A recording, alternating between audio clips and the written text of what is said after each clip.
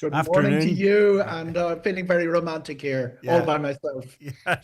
Well, something similar to your own, if truth be told. Anyhow, um, okay. Let's focus on breaks that that would be romantic. And I suppose one of the problems, Owen, is that the popular places for a romantic break are oversubscribed. They're the really busy ones.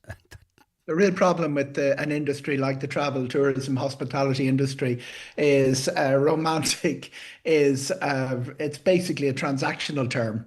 They sort of say, how are we going to rip people off for that feeling of being romantic? Anyone who tries to book a meal, the week before Valentine's Day knows that it's going to be easier. You don't have to wait for it. And so very often it's cheaper as well. I mean, the hospitality industry are going to say, well, we don't actually raise the prices or jack up the prices. But the way dynamic pricing is going, anyone who isn't doing that is going to be doing it in the next 10 years. Romantic means paying a little bit more for it. The reality is romance should be part of our lives all the time. And there are certain places that lend themselves to romance. The listeners will be able to name them off straight away. Rome, Paris, Verona, places like that. And they're the sort of places that no matter what time of the year you go, it just gives that extra little joy, that little flutter in your heart. But in general, this February would probably be a good enough time to go to those places. Yeah, because Saint Valentine, who has his relics, are in Dublin. If any listeners don't know that, you can actually find them in Clarendon Street. They ended up there in the 1860s through some convoluted series of events. Saint Valentine, very associated with February 14th, with February, the whole month. It used to be just February the 14th. It's now spread its wings. There's a lot of the flower companies. It's a very, very big business for them. Restaurants, it's a very, very big business for them. And less so the getaway, the breaks, because it isn't a bank holiday, would not compare, John, with the bank holiday, the breakaway stuff that goes on Fridays and Sunday nights in the airports of bank holidays. But it's really worth doing for one reason. February is the best time to get a bargain. There's a couple of times of the year that it's really, really cheap, whether you're doing a package holiday all in, ski resorts, whether it's Suns, so, the Gran Canaria, the Canary Islands, all of those places. The weeks up to about a week before Christmas, that's a really good time. That's probably the cheapest overall.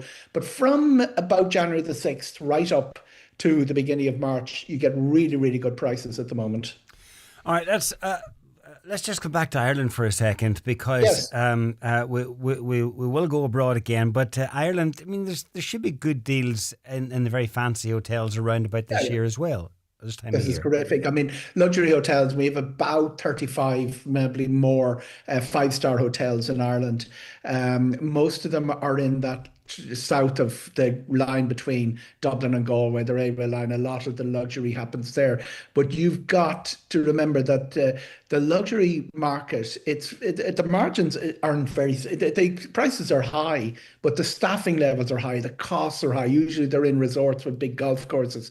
And the margins aren't very high, and most of the margin is made. The hoteliers will tell you this is their secret, really, in a couple about 10 weeks of the summer. Outside of that 10 weeks, the American market isn't nibbling away. That's when you get away. You're not talking about getting away for two, €300, but you can, let's say, pick Ashford Castle, which is one of the finest resorts in the world, and get an overnight. Usually Sunday is a brilliant time to get an overnight, and you're getting your meal and your stay and all the trappings. For about, it can be €1,000. It's going to cost you three or four times that in August. But when you consider the hassle of flying away for a weekend or whatever, it's something that myself and my own wife do, and it's really worth doing this time of the year. Keep an eye on the websites, keep an eye on the email lists they send out. There are nights that the rooms aren't full, and they know that there are Irish people willing to pay and get effectively a bargain. It doesn't sound like a bargain compared with, what people normally do in their routine day-to-day living. But going away to Ashford Castle, Dromoland, Adair, Ballyfin is not routine day-to-day. And I'm happy to say one of my favourite luxury resorts is Loch Esk in Donegal. And of course, Harvey's Point is always top of the TripAdvisor list. They're the sort of luxury places you go, treat yourself. Remember, dining out is expensive, and the bed doesn't actually add that much to it. Okay. Now let's go back abroad and the popular places. I mean, how would we say it? Like we're going to say Paris or Rome. How might we make a bit of a saving? What should we look out for? Look out for your airport, first of all. Rome is incredibly expensive. Fiumicino Airport, where the Irish Airlines both fly into, I think, at this stage. The reality is that you can get to somewhere like Bergamo near Milan for about €60. That's the sort of prices you're paying for flights, but Rome is 200. Paris less so because Paris has more frequencies and it has three airports. It's got a Transavia flight to Orly that very few people know about, and then Charles de Gaulle, and then Beauvais, which is a long way out of Paris, but Ryanair call it Paris in their manner. The other thing that I cannot say enough of, John, is that there are places trying to make this sort of mercantile romance, and they are almost, it's not plastic, but it's plush and it's put on and it's replicated, and it's what you get in America. There's no shortage of people in the hotels and American restaurants in America presenting their romantic weekend. They have the flowers, and I'll come to the Caribbean in a second, but I want to make this really good point is we've very good access, 2 hour access, very good airport access to Spain, Italy, Portugal. There is nothing to compare with those old towns with the cathedral in the middle, the castle, sometimes the view over the city, and the meal with your beloved, looking out on that, no matter what time of the year. It's as romantic as it gets. Granada, Sevilla, Valencia, Zaragoza, all those great places. Evora it's not the Algarve, and the reason is because it's not the Algarve, the prices for everything are very, and Braga in Portugal. They're not all great places, and they're very, very easy access to us. I'll come back to the Caribbean because that's if you talk to Americans, they talk about the joy of the honeymoon in the Dominican Republic or Jamaica, or the couples resorts. They're called, one of them's called Couples, Sandals, all of that. It's quite astonishing. They're manufactured, all inclusive, on a beach, beautiful villa style occasion, usually a plunge pool. When you come back in the evening, there's a bath with roses and petals and everything in it. You pay extra for your cabana. If you see a guy, usually a guy, with a very cranky looking wife in the cabana, with the waves washing it on. And this costs over $1,000 to rent the cabana and have your dinner served. He's been caught doing something with the secretary. That's my rule of thumb. And this is his payback for it. But they are wonderful, but they're not worth the money.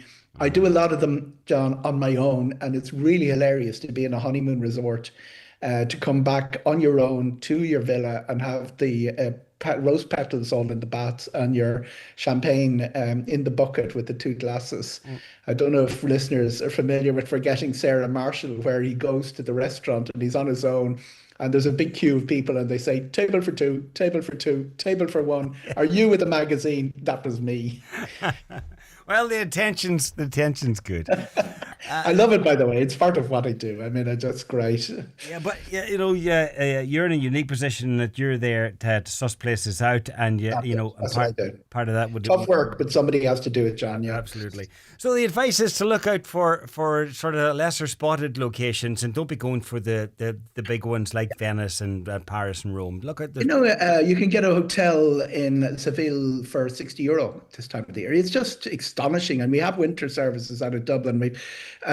Also, getting around Spain. Now, this comes with a big because Spain had two disasters in a row Yeah. in January, and the entire rail network has been brought to a halt. Effectively, they have a 3 day strike at the moment. When that gets back to normal, let's hope getting around Spain up till January used to be really, really easy. Getting around Portugal, it's really great. The roads in Portugal until the 2000s were just like the Irish ones, big long queues to get through. I don't need to tell people in Donegal the long queues to get through every town on that road by going north, but the getting around these places, you don't have to stay in the places that are a little bit overpriced. You can get into, and the lovely villages of Spain, the lovely villages of Portugal, the gorgeous villages of Italy and Tuscany, San Gimignano. People from Ireland get married there. Siena, all those great pizza. It's a magic word. Lucca. They're not expensive. Okay, okay.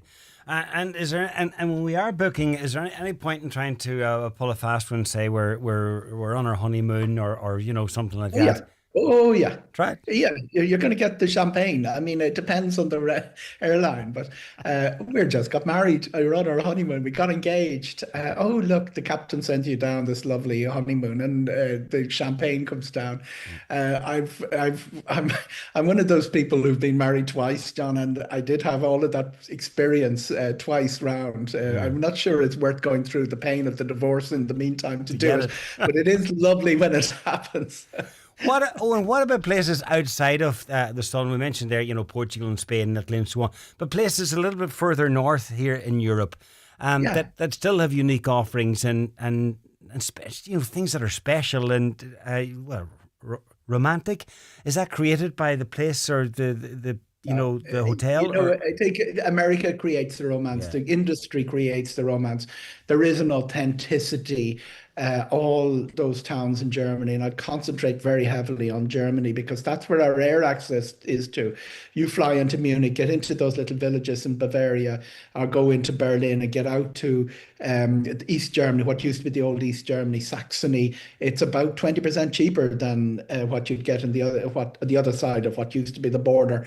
Wonderful villages, and they all come with their cathedral where Mozart played and all of them, and then there's a pulpit where Martin Luther preached in all of them, and then there's Goethe stayed in the hotel and all of them. They all have the same story, and they're all wonderful. The difference is that you're not dealing with that wild abandon that you get in Italy, Spain, and Portugal. Certainly worth doing. And let's come to the islands because guaranteed sunshine, Malta. Absolutely terrific destination. It's got 365 churches. That's why weddings are such a big deal there. There's another reason weddings are a big deal. It's intrinsically romantic. Once you step out there, now it's a bit of like Italy, but very English speaking, and all of the trappings that go with that. And really worth it. And take the little boat over to Gozo, and you've got a little bay there where you can swim and dive, and they park the boat, and it's absolutely wonderful. Even at this time of the year, it's got pretty much. It's not going to be the Canaries and the heat level there, but it's got as good in terms of sunshine as the Mediterranean and the mainland Europe can offer. We haven't even touched on the Greek islands and the whole Mamma Mia Yeah, effect. they're all still there. The real issue with getting to the sunny destinations in February is that a lot of the routes don't run. Almost all of them start April, the 1st of April, end of March, and they stop the end of October. So a lot of what you've got at this time of the year is into the cities, places like Athens, and then you work your way out there. But remember also our unusual winter sun destinations that have or tons of history. Morocco on one side of the African continent and Egypt on the other. That boat trip from Luxor to Aswan, it's absolutely marvelous. I did it with my daughter, and the two of us just squealed with joy every night. It was just fabulous. All of those places are within access of Dublin Airport. 200 destinations in summer, 200 in winter, 300 in summer, and we've about 100 destinations out of Belfast as well. That would be important because sometimes easier access from Donegal. Yeah, absolutely. Okay, plenty of choice there, here at home and abroad. If anyone is in any doubt now, then there's something badly wrong. But sure, they can And look it's a you good up on. time to go. You're going to Yeah, be paying less. You're going to be absolutely paying less. yeah, And this is my late, late, where, they used to sing, I want to say a happy birthday to little Luca in Letterkenny, who is going to be 3 tomorrow. So that's important. I put that in as well. absolutely. Okay, brilliant. 4 Listen, tomorrow. Hold on a moment. 4 is, no, it's 3, I think. Yeah.